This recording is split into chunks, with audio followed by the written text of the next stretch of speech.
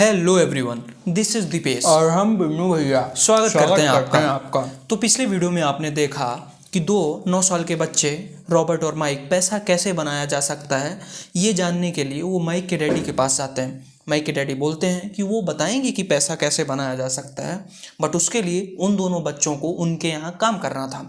दोनों बच्चे रेडी हो जाते हैं और काम शुरू कर देते हैं, पर 2 मंथ हो जाते हैं और माइक के डैडी उनसे मिलने तक नहीं आते।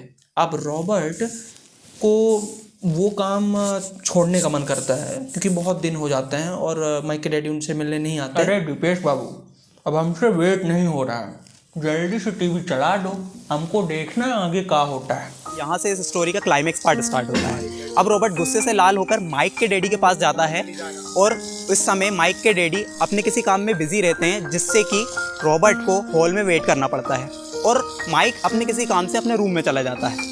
रॉबर्ट अकेला नहीं है जो वहाँ वेट कर रहा है। रॉबर्ट अपने आजू बाजू देखता है 2 से 3 पर्सन और ऐसे रहते हैं जो कि माइक के डैडी से बात करने के लिए ही वेट कर रहे होते हैं बाहर। ये देखकर माइक का गुस्सा और बढ़ जाता है कि अभी मुझे बहुत वेट करना होगा और उसका पेशेंस लेवल धीरे धीरे टूटने लगता है। यहीं से रॉबर्ट का गुस्सा और बढ़ने लगता है क्योंकि जो 2 से 3 पर्सन उसके साथ बैठे हुए थे वो भी माइक के डैडी से मिलकर बातचीत कर बाहर चले जाते हैं, पर रॉबर्ट अभी भी वहीं बैठा हुआ है और उसका पेशेंस लेवल टूटने लगता है। उसका गुस्सा 7वें आसमान पर पहुंच जाता है और वो एक घड़ी सोचता भी है कि मैं यहाँ से चला जाऊँ, पर फिर भी वो अपने पेशेंस लेवल को कायम रखता है क्योंकि उसको अपने सवालों के जवाब चाहिए रहते हैं। बताओ कितना निर्दयी आदमी है यार ये माइक के डैडी। बेचारा माइक वेट कर रहा है। बता रहा हूँ दीपेश, यदि मैं होता ना उधर तो कसम से मेरे हाथों से खून हो जाना था, खून। रॉबर्ट का गुस्सा बढ़ तो रहा था और वो 7वें आसमान पर भी था, बट फाइनली अब वो टाइम आता है जब माइक के डैडी रॉबर्ट को अंदर बुलाते हैं। जैसे ही रॉबर्ट कमरे में एंटर करता है वो जाते से ही अपनी भड़ास निकालना शुरू कर देता है। वो माइक के डैडी को डायरेक्टली बोलता है कि ये आपने सही नहीं किया। आपकी और हमारी डील के हिसाब से आपको मुझे ये सिखाना था कि पैसे कैसे कमाए जाते हैं और इसके बदले में मुझे आपके लिए काम करना था, बट आपने ऐसा कुछ नहीं किया।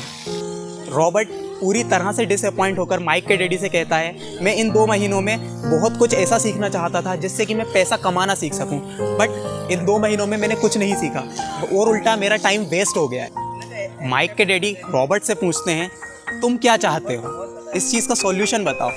तब रॉबर्ट कहता है कि 10 सेंट के सिक्कों की बजाय मुझे अगर 30 सेंट के सिक्के दिए जाएं तो मैं ये काम कर सकता हूँ। तो कम से कम मुझे ऐसा तो लगेगा कि मैं काम के बदले मुझे पैसा मिल रहा है, बट यहाँ पर उसका उल्टा ही हो रहा है। मैं काम भी कुछ सीख नहीं पा रहा हूँ और मैं कुछ अर्निंग भी नहीं कर पा रहा हूँ। बहुत सही रॉबर्ट, बहुत सही, बिल्कुल सही बात बोले। तुम्हारी सैलरी बढ़नी चाहिए। अरे हम भी जॉब करते हैं, हर महीने अपने बॉस के पास जाते हैं और बोलते हैं कि सर जी सैलरी बढ़ाइए, और कई बार हमारी सैलरी बढ़ भी चुकी है, ऐसे ऐसे थोड़ी।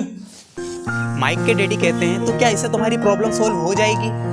तो रॉबर्ट कहता है, क्यों नहीं। तब माइक के डैडी उसे समझाते हैं कि मेरे कई ऐसे एम्प्लॉयज़ हैं जो कि मेरे पास अपनी सैलरी बढ़वाने के लिए आते हैं और सैलरी ना बढ़ने पर काम छोड़कर दूसरी जगह चले जाते हैं, और दूसरी जगह भी वो सेटिस्फाइड नहीं होते हैं। वो अपनी सैलरी बढ़वाने के लिए अपने बॉस से रिक्वेस्ट करते हैं। मतलब उनकी प्रॉब्लम पूरी लाइफ ख़त्म नहीं होती है क्योंकि वो पैसे के लिए काम करते हैं, बल्कि उन्हें पैसे को अपने लिए काम कराना चाहिए। रॉबर्ट को माइक के डैडी की बात थोड़ी थोड़ी समझ आ रही थी और वो यहाँ से ये कहता है कि ठीक है, मैं आपसे पैसे बढ़ाने के लिए नहीं बोल रहा हूँ, आप पैसे मत बढ़ाइए, पर आप मुझे ये बताइए कि बीते 2 महीनों में आपने मुझे ऐसा क्या सिखाया जिससे कि मैं पैसा कमाना सीख सकूँ। भाई कुछ भी नहीं सिखाया, total waste, total waste. Mike के डैडी बेचार यूज़ किए हैं इन बेचारे बच्चों का और बदले में कुछ सिखाया भी नहीं उन बच्चों को। अरे बिन्नू भैया, किसी ने कहा है डोंट जज बुक बाय इट्स कवर। देखें, माइक के डैडी ने बोला था कि वो स्कूल और कॉलेज जैसे नहीं समझाएंगे कि जहाँ टीचर बोलता है और स्टूडेंट सिर्फ सुनते हैं। आगे देखिए क्या होता है।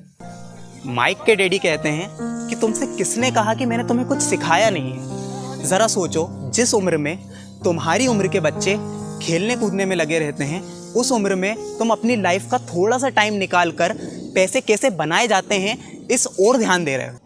माइक के डैडी रॉबर्ट को आगे समझाते हुए कहते हैं कि ये 2 महीने में तुमने ये सीखा है जो कि तुम आज से 10 से 15 साल बाद एक्सपीरियंस करने वाले थे, जिसमें अपने बॉस से थोड़ी देर बात करने के लिए घंटों वेट करना, अपनी सैलरी बढ़वाने के लिए रिक्वेस्ट करने की हिम्मत लाना, अपने गुस्से को कैसे कंट्रोल किया जाता है ये सीखा।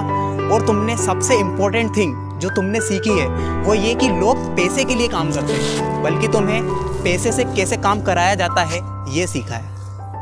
रॉबर्ट को माइक के डैडी की हर बात समझ में आने लगी। उसे ये समझ में आ गया कि माइक के डैडी उसे वो लेसन सिखाना चाहते हैं जो कि किसी कॉलेज या स्कूल में नहीं सिखाया जा सकता।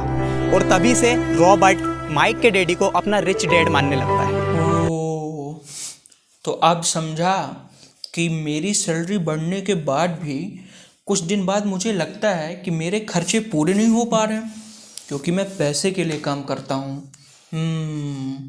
जी बिल्कुल, आप सही समझ रहे हैं। नेक्स्ट वीडियो में आपको बताएंगे कि आप कैसे पैसे से अपना काम करा सकते हैं।